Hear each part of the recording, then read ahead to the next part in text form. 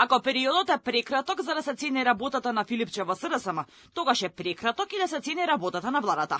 Со оваа порака премиерот Христијан Мицкоски му возврати на лидерот на СДСМ Венко Филипче, која критикува работата на владата.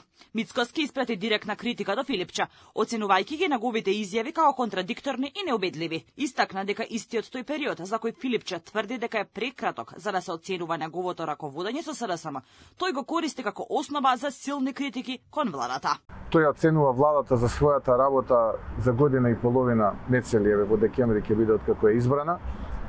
И тука дава свој суд, но затоа пак никогаш не дава суд за своето претседателствување за истиот период во СДСМ. Ако за тој период вели дека е прекраток за да се цени неговата работа, тогаш како наоѓа за сходно да ја цени владата за истиот период како таа работа. Мислам, изјавите се какафонични, една со друга контрадикторни. Не мислам дека тоа е правата порака која што треба СДСМ да ја испраќа, но добро, тоа е нивна работа. Од СДСМ во изборниот период, но и претходно континуирано ја критикуваа работата на владата. Во последно време на тапет им е економската политика која ја води владата на Мицковски.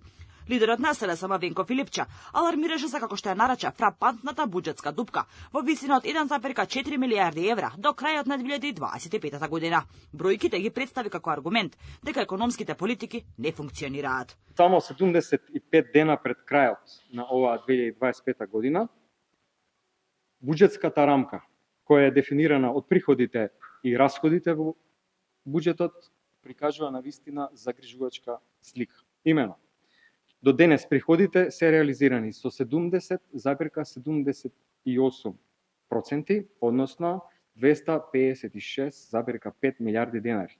Во исто време, на расходната страна, 72,82%, односно речиси 294 милијарди денари. Според Филипче, економската состојба е алармантна, капиталните инвестиции слабо реализирани, а реалната економија, како што рече, не мрда од место.